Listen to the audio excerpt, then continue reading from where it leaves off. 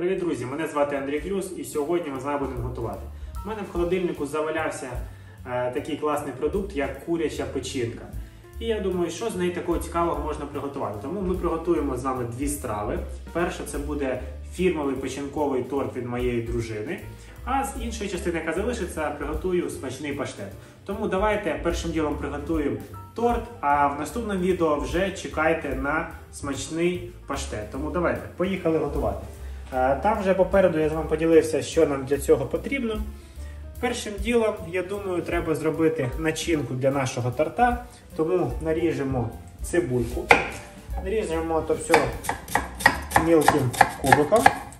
Візьму я 1,5 цибулини. І максимально мілко її наріжу.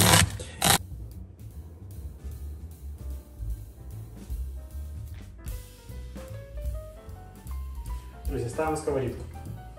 Поки наша сковорідка гріється, наріжемо чи нарубимо пару зубчиків часнику. Як ви бачите, моркву я вже натер на мілку терку. Типу для того, щоб не паритись набагато швидше. І зараз будемо це все обсмажувати. Коли наша пательня розігрілась, додамо олії, звичайної соняшникової, і пересипаємо сюди нашу цибулю першим ділом. Смажимо її до напівготовності і потім додаємо вже інші компоненти.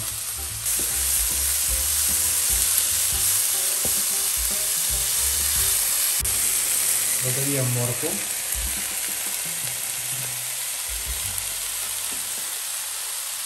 Додаємо чесник. Підсолимо.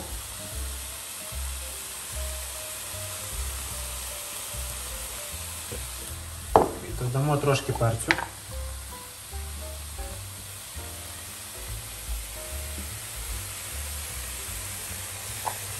А також трохи трав. В нашому випадку це прованські трави. Можна взяти будь-які трави. У нас є прованські, тому ми додали прованські. І перемішуємо.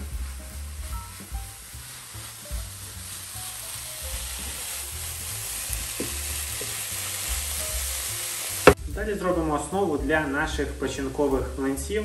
Взяли печіночку, зачистили її, далі додали туди молока 1 до 1 з водою і солі, для того, щоб з печінки пішла гіркота і вона була максимально ніжна.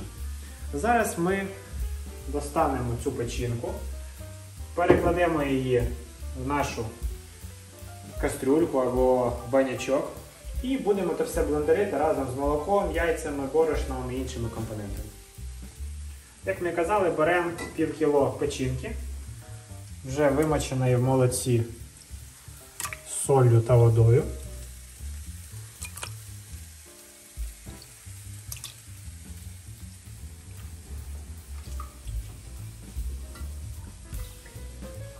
Молоко. Я візьму пів стакана. Далі візьмемо 2 яйця. Одне. Друге. Борошно.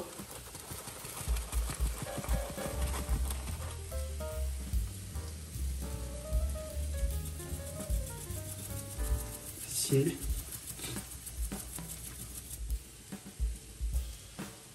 Перець.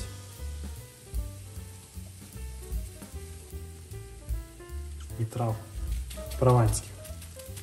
Можете взяти італійські.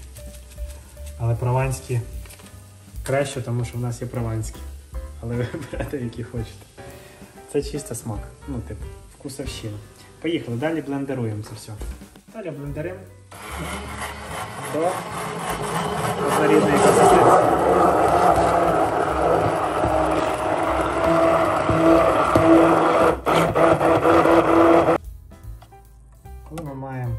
таку консистенцію, як на млинці, ми можемо починати смажити.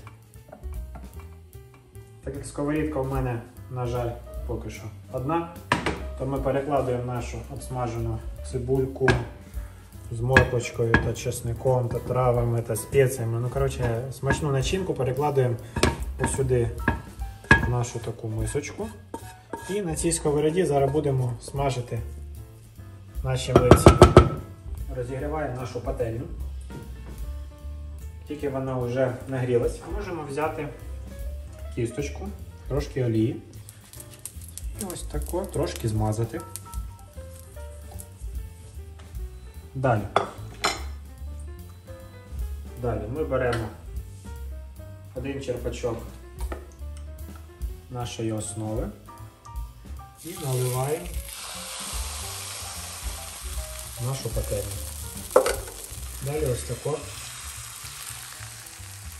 розподіляємо по всій пательні наш млинець і смажимо. Коли з однієї сторони млинець прихватився, перевертаємо такою на іншу сторону і смажимо з іншої сторони.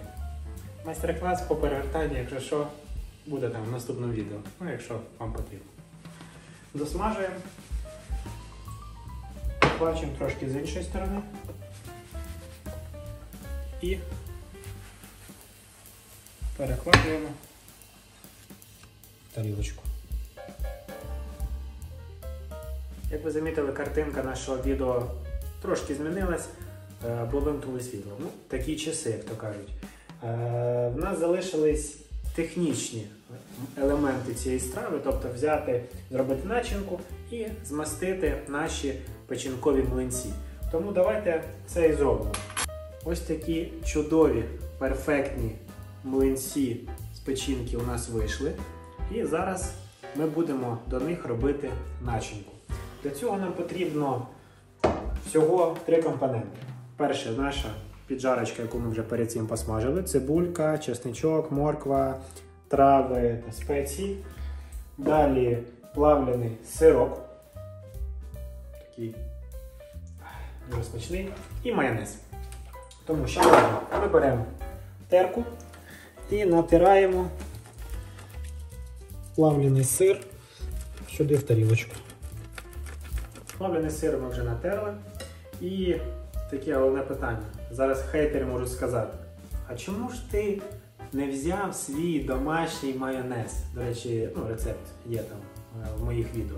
А я скажу, по-перше, тому що рецепт це моєї дружини. І вона просто не використовує такий жирний майонез, а бере салатний. І другий момент, чи навіть ще третій момент, ви можете взяти або сметану, або можете взяти грецький йогурт. Тобто сам принцип додавання цього майонезу – це трошки розрядити цю суміш, щоб вона була більш така комфортна для намазування. Ось і все, тому зафіксуйте собі. І так, поїхали.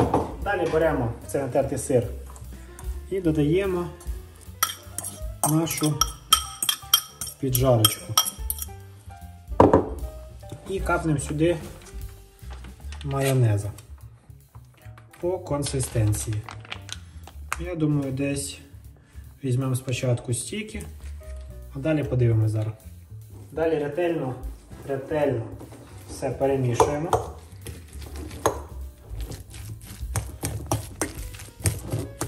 Та і все. Ось така начинка в нас вийшла. І, до речі, вся фішка цього торта і є в цій начинці, тому що люди в основному беруть що? Майонез, там щось, чеснику додали, змазали та й все. А тут є прості, звичайні продукти, недорогі, там морква, цибуля, той ж самий плавлений сирок, які дуже класно пасують до печінки і роблять таку просту страву дуже смачною. Тому я пропоную не затягувати, вже відразу це все змащувати і збирати наш торт. І тепер беремо нашу начинку і розмазуємо плюс-мінус одним слоєм. Слой має бути тоненький, для того, щоб все помістилось і щоб був неперенасичений смак плавленого сиру і гарна картинка на розрізі. З'явилось світло, наш торт настоявся. Ось такий він вийшов пишний, крутий і високий. Я впевнений, дуже смачний, тому давайте його наріжемо.